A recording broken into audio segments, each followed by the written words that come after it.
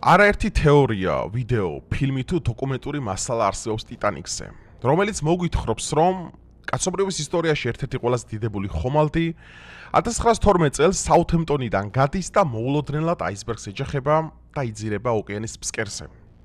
ეს ამბავი იმდენად რომანტიზირებულია და იმდენად ყავს ჯეიმს კამერონს გამოყვანილი აქ ეს დიკაბრიო და მისი შეყვარებული, რომ გვავიწყდება ისეთი ფაქტები, რომელიც რაციონალურობის დანახვას უშლის ხელს. და სწორედ ესეთი ამბავია მეგობრებო, თეორია, რომელსაც დღეს ექსკლუზიურად პირველად ქართული YouTube-ის ისტორიაში მოისმენთ ამას ღია და სააშკარაოზე. ეს ეხება ჩემგან ხელმარჯვნივ არსებულ დოლარის კუპიურას, რომელიც 1912 წლამდე იყო როგორც United States Notes, ანუ როგორც ამერიკის შეერთებული შტატების ესე ვთქვათ დაბეჭდილი ფული და 1913 წლიდან, ანუ ტიტანიკის ჩაძირვიდან ზუსტად ერთ წელიწადში ის ხდება ფედერალური რეზერვის ფული. მეგობრებო, დღეს იმდენად მაგარ ვიდეოს მოისმენთ, რომლისაც მე პირადად უფრო მეტი ფაქტებიდან გამომდინარე ამ თეორიის უფრო მეტად მე მჯერა, ვიდრე ის რომ ერთ-ერთი ყველაზე დიდებული ხომალდი თავისი სურვილებით და თავისი ამ კაპიტანის გაუგებრობით მოულოდნელად იძირება ოკეანის ფსკერზე. ძალიან მაგარი ვიდეო გელოდება წინ, რომელიც უკავშირდება ერთ-ერთ ყველაზე გავლენიან ოჯახს მთელს ევროპაში და მთელი ფინანსური სამყაროს ისტორიაში, რომელსაც აბრალებენ, რომ სწორედ მის კისერზეა ეს კატასტროფა, რომელმაც მსოფლიო პირდაპირ შემიძლია ვთქვა სამუდამოდ შეცვალა. მეგობრებო, დაალაიქეთ ვიდეო, გამოიწერეთ არხი, ვიცით რომ ახალი წლის პერიოდებია, ვიცით რომ ხშირ შემთხვევაში დღესასწაულებზე ატარებთ დროს და სწორედ შესაბამისად მე გადავწყვიტე ეს ვიდეო ჩამეწერა და აი, კარგად მომიმარაგეთ პოპკორნი, რაიმე ცივი გვერდზე დაიდგით და ჩაუჭერით ამ ვიდეოს, რადგანაც ისეთ რამებს მოისმენთ, რაც ქართულ ენაზე, არათუ YouTube-ზე, საერთოდ ინტერნეტშიც არ არსებობს.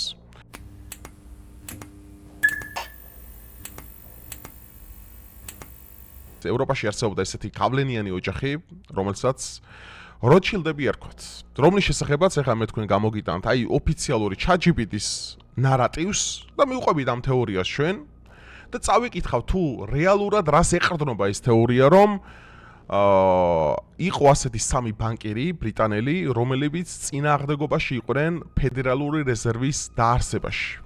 ანუ მათ არ უნდათ ის რომ მაგალითად ჩარეულყვნენ რომელიმე ქვეყნის ფისკალურ პოლიტიკაში და უნდა დამოუკიდებლად ცალკე ყოფილიყვნენ, მაგრამ როთშილდებს ეს არ აწყობდათ.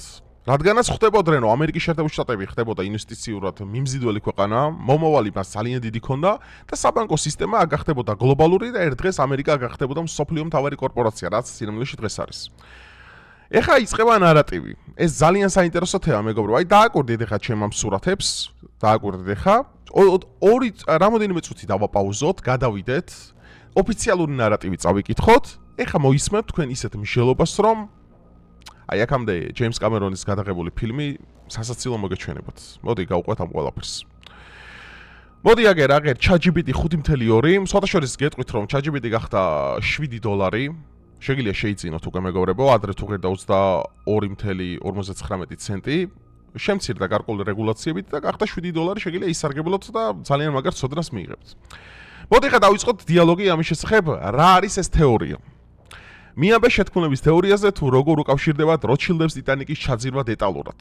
ქვემოთ დეტალურად აგიხსნით ერთ-ერთ ყველაზე ცნობილ შეთქმულების თეორიას, რომელიც ამტკიცებს თითქოს ტიტანიკის ჩაძირვა უკავშირდება როთშილდებს და საერთაშორისო საბანკო ელიტას. ხას ვუსვამ ეს არის თეორია, არა ისტორიულად დადასტურებული ფაქტი. გავყვეთ ნარატივს, რა გამოსავალია. ტიტანიკი და ფინანსური შეთქმულების თეორია. თეორიის ძირითადი მტკიცება, შეთქმულების თეორიის, ანუ ტიტანიკის ჩაძირვა შეგნებულად იქნა ორგანიზებული, რათა ჩამოიშორებინათ სამი ძლიერი ამერიკელი მილიარდელი, რომლებიც ეწინააღმდეგებოდნენ აშშ-ის ცენტრალური ბანკის, ანუ იგივენაირად ფედერალური რეზერვის შექმნას. გავაგრძელოთ, ბანკს, რომელიც მოგვიანებით კერძო ფინანსური ინტერესების გავლენის ქვეშ აღმოჩნდა. სამი ზნები, რომლებიც ტიტანიკზე დაიღუპნენ. ეხლა განცნობთ ამ სამ დიდ ბანკირს, მეგობრებო, რომლებიც კონფრონტაციაში იყვნენ როთშილდებთან. ჯონ იაკობ ასტორ მეოთხე, იმ დროის ერთ-ერთი უმდიდრესი ადამიანი, სასტიკად აკრიტიკებდა საერთაშორისო ბანკების გავლენას. ბენჟამინ გუნიჰემების დინასტიის წევრი, რომელიც ფინანსურ დამოუკიდებლობას უჭერდა მხარს. ისიდო სტრაუსი, მერსის თანამფლობელი, კონგრესთან და პოლიტიკურ წრეებთან ახლოს დგომი ფიგურა. ამ თეორიის მიხედვით ეს სამი ადამიანი ეწინააღმდეგებოდა ფედერალური სარეზერვო სისტემის შექმნას. აი საუბარი გვაქვს აი ამ ოჯახებზე, მეგობრებო, რომლებიც მილიარდელები იყვნენ იმ დროის სული, ესე ვთქვათ, რო შევადაროთ ჩვენი დღევანდელი ისენი, რა ქვია, მასშტაბები და გაბარიტები, ну, მაშინ იყვნენ ერთ-ერთი წამყვანი ადამიანები რა. ანუ როჩილდების დინასტია ფარულად აკონტროლებდა ევროპულ და ამერიკულ საბანკო ქსელს. მათი მიზანი იყო ცენტრალური ბანკის შექმნა, რომელიც ფულზე კონტროლს კერძო სტრუქტურებს გადასცემდა. როგორც დღეს გვაქვს კერძო ბანკები მაგალითად რა, ანუ ხო არის? მაგალითად თვითონ ანუ ერთიანი ეროვნული ბანკები, მაგრამ აქამდე არ არსებობდა ეგ იდეა, რომ ეს ყველაფერი გამხდარიყო კომერციული და გაჩენილიყო კომერციული ბანკები. მათი მიზანი იყო ცენტრალური ბანკის შექმნა, რომელიც ფულზე კონტროლს კერძო სტრუქტურებს გადასცემდა. ვინც ეწინააღმდეგებოდა ამ გეგმას, რა თქმა უნდა, ბარიერს წარმოადგენდა. კრიტიკულად მნიშვნელოვანი დეტალი თეორიისთვის, ფედერალური რეზერვი ოფიციალურად შეიქმნა 1913 წელს, ხოლო ტიტანიკი ჩაიძირა 1912 წელს. Well, ხო, კაი, გავაგრძელოთ. საეჭვო გარემოებები, რომლებსაც თეორია ეყრდნობა. ეხლა უყურეთ, აქ არის მე ახალი აქტორი შემოდის, სამი ბანკირი დაგისახელეთ. დაგისახელეთ როჩილდები. ეხლა JP Morgan-ი, ვინების დღეს ფლობენ თქვენს საყვარელ ბანკებს, TBC საქართველოს და ასე შემდგომ. შეთქმულების თეორიის მომხრეები ხშირად მიუთითებენ შემდეგ უცნაურ ფაქტებს, ნუ ამით დაწყება მეცნიერება, ხოლმე ამით რო ვიწყებ. JP Morgan-ი, ტიტანიკის მფლობელი კომპანიის Vice Lane-ის მთავარი ფიგურა, უკანასკნელ მომენტში გააუქმა მგზავრობა. ალბათ გაცივდა. ანუ უბრალოდ რა იმ დღეს სხვა ხასიათზე გაიღვიძა უბრალოდ რა, რომ გრძელი გზები არ უნდა და უბრალოდ. ეხლა უყურეთ, ხდება გემის დაზღვევა. როგორც 911 შემთხვევაში, როდესაც ორი კვირით ადრე ტყუპის შენობა დააზღვიეს. და მე მოულოდნელად საიდანაც ორი ჩიტი მოფრინა და ბუმ. ხო, ეგეც დამთხოვა მგონია. გემი ძლიერად იყო დაზღვეული, რაც კომპანიას ფინანსურად უწყობდა ხელს. ეკიპაჟის გაფრთხილებები აისბერგზე. იყო შეტყობინებები, რომლებიც თითქოს იგნორირებული დარჩა სამაშველო ნავების სიმცირის გამო. ეს იყო მიზანმიმართული დაუდევრობა. და სხვათა შორის ძალიან საინტერესო, რომ გემი ოლიმპიკი, რომელიც აქამდე იყო გაშვებული, ეგ იყო ფეიკი და სპეციალურად ორგანიზებული, რომელთაც ჩააწვა შემდგომ ეს ყველაფერი, რომ ეს ყველაფერი და ეხა აქ საუბარი რა არის? ის კი არ არის ხა რომ მაგალითად აისბერგი იყო ვინმეს აგენტი და აისბერგი დაეტა, არა. აქ არის ის, რომ სპეციალურად იგნორირება მოახდინეს, იმიტომ ტიტანიკის თვითონ გემი ოფიციალური წყაროების მიხედვით სამაშველო ნავები არ იყო საკმარისი. ანუ არ იყო საკმარისი, ანუ რა რაოდენობის მგზავრიც იქ იყო. ანუ შესაბამისი არ იყო და ეს მაშინელი სტანდარტებითაც გაუგებრობა იყო იმის ფონზე, როდესაც ვიცით რომ ტიტანიკი იყო საკმაოდ ლაქშორი, ანუ მდიდრული და დიდრები ძალიან დიდი ნაწილი გადაყავდა. აი სწორედ აი ამ სამი ადამიან ოჯახის წარმოადგენელი, რომლებიც ჩამოგითვარეთ, იაკობ ასტორი, ბენჟამინ გუნიხემი და ისიდო სტრაუსი. სამი ამერიკელი მილიარდელი, რომლებიც ეწინააღმდეგებოდნენ ამ ესე ვთქვათ კომერციული ბანკის შექმნას. ეხლა მოდი ორი წამი ყველაფერი გვერდზე გადავდოთ და დაუბრუნდეთ ჩვენს აი ჯადოქრურ იმას, რა ქვია, სურათს. აგერ ხედავთ დოლარს, ამერიკის შეერთებული შტატების ოფიციალური დოლარი. ეხლა დოლარი რა არის და რა ძალაუფლება გააჩნია ამ ყველაფერს, ეხლა თქვენ არ გესწავლებათ ეს ყველაფერი ისედაც ვიცით. აქ საინტერესო დამთხოვა, რა ძალიან დიდ ყურადღებას იქცევს, ეს არის ამერიკის შეერთებული შტატების აი ნახეთ United States Notes, რომელიც ერთ წელიწადში ხდება ფედერალური რეზერვის ფული. ანუ კომერციულ, ნახეთ, არსებობს ცენტრალური ბანკი, ანუ რომელიც სახელმწიფო აკონტროლებს და ოფიციალურად ფედერალური რეზერვი დღეს არ არის სახელმწიფო კონტროლის ქვეშ. ჭყალები, დიდი. უცებ ამერიკაში იცვლება დღის წესრიგი. დაბლა ხო ხედავთ, აი ეს არის ძალიან ცნობილი მეგობრებო, მინდა, მოდი ხა, აი ესაც ვნახოთ, აჰა. მოდი ესეც, აჰა. რა არის ეს? პირამიდა დაუსრულებელი წვერვალი და ზედ რა არის გამოსახული? თვალი. თვალი რის სიმბოლოა ქრისტიანულად ბიბლიურად. ამას ხოთაში ბიბლიური ეტიმოლოგია აქვს. ყოვლის მხედველი სიმბოლო ნიშნავს, რომ ის შენ გიყურებს, გაკონტროლებს და ახდენს შენზე ყველანაირ გავლენას და იღებ ყველანაირ გადაწყვეტილებას აქედან გამომდინარე. რაც არის გამოსახული სწორედ აი იმ დოლარზე. Novus Ordus Seclorum, რაც ნიშნავს ახალი მსოფლიო წესრიგი. დაუბრუნდეთ აი ამას. დაუბრუნდეთ. მეგობრებო, ნახეთ რაში აქ საუბარი. მნიშვნელოვანი ისტორიული მოვლენები, რომელიც აქამდე მოხდა და ჩვენ არაერთხელ გაგვიჟღერებია, ყოველთვის ეყრდნობა ისეთ გარემოებებს, რომელიც ფინანსურად არის ძალიან გადამწყვეტი. აი მაგალითად სწორედ ეს ამბავი, რომ რატო გამოარჩიეს ხა როჩილდება, რატო გამოარჩიეს მაგალითად ამერიკა. და რატო იყო ამერიკა მიმზიდველი ზოგადად მათთვის. ამერიკაში ჯერ კიდევ მე-20 საუკუნის დასაწყისში ხედავდნენ, რომ ერთ დროს კოლონიური ბრიტანული სახელმწიფო 13 სახელმწიფოსგან შემდგარი 13 შტატისგან შემდგარი სახელმწიფო მოულოდნელად ხდება ფინანსური სამყაროს ცენტრი. მოულოდნელად არა, მაგრამ მოულოდნელად. რატო? ამერიკა არის იზოლირებული ოკეანეებით. ამერიკას აქვს ფანტასტიკური გეოპოლიტიკა მსოფლიოში. ამერიკა არის ძალიან დიდი კონტინენტი და იქ ჩადიან მხოლოდ თავგადასავლების ესე ვთქვათ, სურვილის მატარებელი ადამიანები, რომლებსაც უნდათ ახალი გამოწვევები ცხოვრებაში. აი მაგალითად ავიღოთ ოქროსიებს ხელება, ჩარლი ჩაპლინის შედევრი გენიალური რამ არის, ხო? ეს შეიძლება პოკაჰონტასის ისენი, რა ქვია, ოქრო საერთოდ არ არსებობდა, მაგრამ იდეა იმის შესახებ, რომ კალიფორნიის მდინარეებს მოაქვს იქიდან ოქრო, არის საკმარისი მიზეზი, რომ ვიღაცა სიცილიაში ვინც არის და დაიღალა ამ ყურძნის წურვითა და ღვინოს სმით, ადგეს და წავიდეს ამერიკაში, ეძებოს ახალი ცხოვრება. სწორედ ეს გახდა მიზეზი, რის გამოც ამერიკა გახდა თავგადასავლების მაძიებლების ქვეყანა. და როჩილები ამას ხედავდნენ, რომ ამერიკას ხოდა დიდი პოტენციალი და დიდი პოტენციალი რატო უნდა იყოს მთავრობის ხელში, როცა შეიძლება მოხდეს ცენტრალური ბანკის კომერციალიზაცია და შეიქმნა ფედერალური რეზერვი.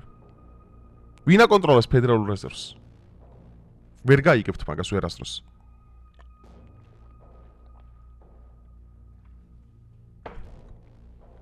ისეთი აბლაბუდაა გაკეთებული, რომ შენ ვერ მიხვალ ვერასდროს მაგ სისტემაში. ანუ რეალურად დოლარი აკონტროლებს სოფლიოს. დოლარი აკონტროლებს როგორ იქნება ხვალინდელი თქვენი სოფლიო, სად ომი დაიწყება. ნუ ეს ყველაფერი გამოჩნდა 2008 წლის სოფლიო ეკონომიკური კრიზისი, როდესაც მოხდა, ხო? და როჩილდებს მთელი ეს დროის განმავლობა, ანუ რაც არის მე-16 საუკუნიდან, რომ როჩილდებს მიუძღვით დაფინანსებები ნაპოლეონის ომების, იქ იყო, რა ქვია, მეორე მსოფლიო ომში დევნიდნენ მაგას გერმანელები. ნუ ეს იყო ოჯახი, რომელსაც გადანაწილებული ჰქონდა მთელი ევროპის საბანკო სისტემა. ეს იყო ძალიან ფენომენალური, რასაც ისინი აკეთებდნენ, ხო? ბრიტანეთი, ვენა, ჩეხეთი, საფრანგეთი. ნუ მე ვთქვი, ნუ განიხილება ეხა ესპანური და პორტუგალიური, ნუ ესპანეთი. და გადანაწილებული ჰქონდა აიმათ თელის ძალაუფლება. და ხდებოდნენ, რომ ამ ყველაფრის თუ არ მოხდა ამ ყველაფრის კომერციალიზაცია, ერთ დღეს სახელმწიფო გახდება ისეთი ძლიერი ამერიკაში, რომ ყველაფერს დაბლოკავს უკვე. ხო, ის აუცილებლად რა ხდება? 3 მილიარდელი, რომელიც არის ამ გემზე, როჩილები არიან მორგანებთან დააკავშირებულები და მორგანებიც ასევე მილიონერები და მორგანებიც ეთანხმებოდნენ ცენტრალური ფედერალური რეზერვის შექმნას, შეთანხმებულად მოულოდნელად მორგანი არ არის გემზე, ის გემი მიდის და ის იღუპება ამ ხელა კატასტროფაში და თქვენ გინდა დამაჯეროთ, რომ ეს ყველაფერი დამთხოვა? აი დაფიქრდით უბრალოდ.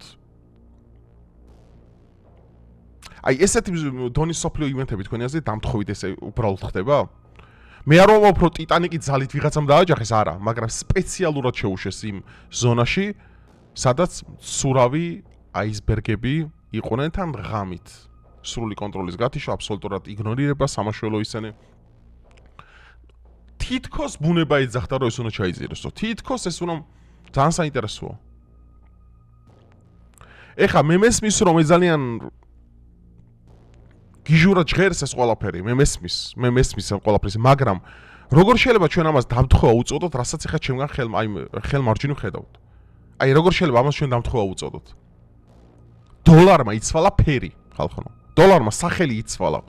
აგერ არის ზევით 1912 წლის ვერსია, United States Notes დაბლა არის 1913 წლის ვერსია, United States, ანუ უბრალოდ Federal Reserve Notes. ერთ წელში მოხდა ეს ყველაფერი. ამ ერთი წლის განმავლობაში ის სამივე ადამიანი დაიღუპა გემზე.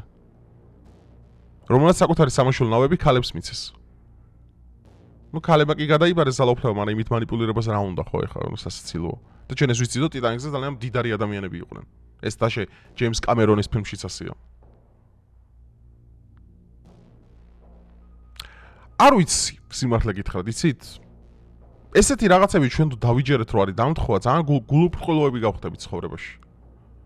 ამაზე ძალიან ბევრს ფიქრობდი, ძალიან ბევრი საინტერესო სტატია წავიკითხე მე და ძალიან ბევრი საინტერესო ის რა ქვია თეორია ამასთან დაკავშირებით, ეს უბრალოდ უპრაგონო რა შემიწერე ხა, იმიტომ განახეთ ChatGPT-ს ის რომ მინდოდა რომ არ გეგონოთ ეხა რომ ეს საიდანაც იქიდან მოთხარე, ეს ოფიციალური თეორია არსებობს ამის შესახებ, ისტორიული დოკუმენტი, შეთქმულების თეორია, რომელიც პირდაპირ უკავშირებს მორგანებსა და როჩილდებს ამ ტიტანიკის შეძენას. პირდაპირ უკავშირებს ამას.